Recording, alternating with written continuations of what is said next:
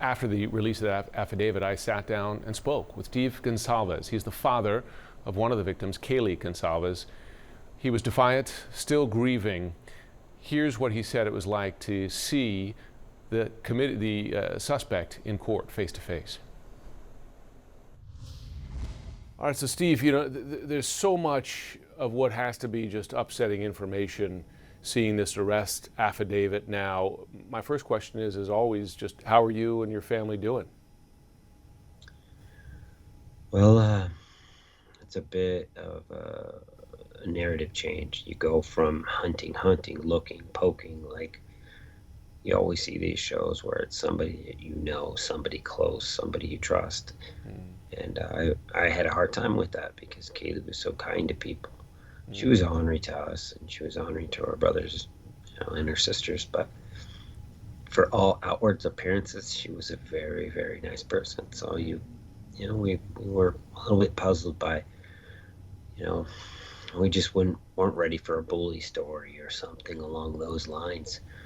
So you read the affidavit and you just find out that nobody understands exactly why, but he was stalking them, he was hunting them. He was just a person looking for an opportunity, and it just happened to be in that house. And that's hard to take. It's very hard to take. And, I've said this before. Well, I thought maybe I should have put her in some gun safety courses, have done something, but she had her phone right next to her and she couldn't call 911. So these were just girls that went to sleep that night, and a coward, a hunter that went out and he picked his little opponent that was girls. And that's probably why the house was targeted. It was because there was just girls there, and it ended up being a little bit more of a different challenge, different instance he wasn't prepared for. But I think that's what the affidavit shows, is somebody who was stalking a house. Goodness, yeah, that's one thing that stood out to me, the idea that his cell phone information showed he had been in the area of the house at least 12 times before. Do you believe Kohberger was stalking your daughter in particular, or just the house itself and all the folks living there? No, I don't think it was Kaylee in particular. There's other details that'll come out later on. But I've always said this to Maddie's mother and her father, that does it really matter? Yeah. I don't know. Maybe in the case it does, but to us, none of these girls deserve this. And No. I don't want a parent to think that, to feel even worse than when you go through this, to think that, oh, my girl said something that caught him off guard, and then these other people are just a part of it. That's a cancer inside you. And I'm not going to let that happen. I'm going to try to keep my family from thinking anything like that. The real problem we have is we have an individual that thought it was okay to, attack other human beings. And that's what I'm going to focus on. Of course, and that's got to be just a brutal thought to live with. Was there any sense, have you been told if there was any contact between Kohberger and them prior to this, or was he just surveilling them from afar? I don't have any pinpoint information that I can share that would say that they were directly in contact. There's definitely rumor mills out there that say that there's going to be more information. We can almost guarantee that there's going to be more details that are going to be brought in. I'd be a little bit surprised if there wasn't a clearer touch point that would suggest that he was interested in one or two of the people more than he was the others. But at this point in time, we have enough in that affidavit to believe that this defendant has a lot to explain. Yeah, no question. He's, of course, innocent until proven guilty, nature of our justice system. Have investigators shared with you any indication as to a possible motive?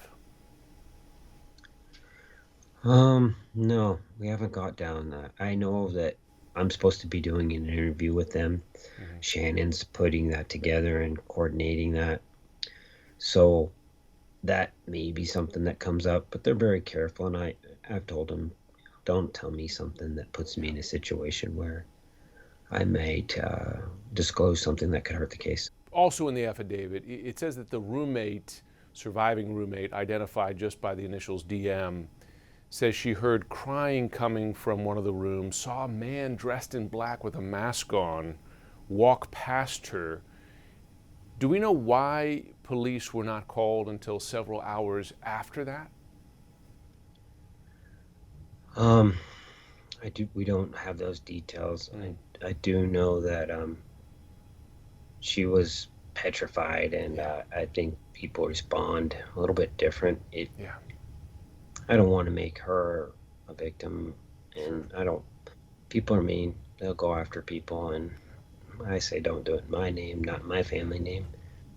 I think she was just scared, very scared, and it's not like Hollywood where everyone behaves like people think they would, and eventually we'll get all the details and we'll understand a little bit more. I get it. It's probably going to be like a medical. Petrified is the right word. I could understand. I do want to ask you before we go. You were in court. You had the chance to see Kohberger, perhaps to look him in the eyes. What were you feeling at that moment? I was pretty angry. I was pretty heated. I wanted him to look me in the eye. He knows I want him to look him in the eye. So he didn't. He didn't give me that opportunity. When he was back in his home state, Pennsylvania, he did turn around and look for his parents, and not me. He didn't give me that. So I think he's understands that I'm not going to see something in his eyes that I want to see.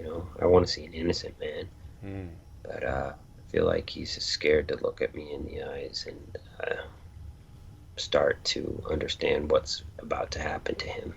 Yeah. He picked the wrong family, and not scared of a conflict, and we're not scared. We're not running. We're coming at him, and the defendant has his hands full. Did you sense anything from him, any emotion in that moment, in that courtroom? I did. I sensed somebody shocked and scared and not prepared, like almost like a sense of like, this is nothing like I thought it was going to be.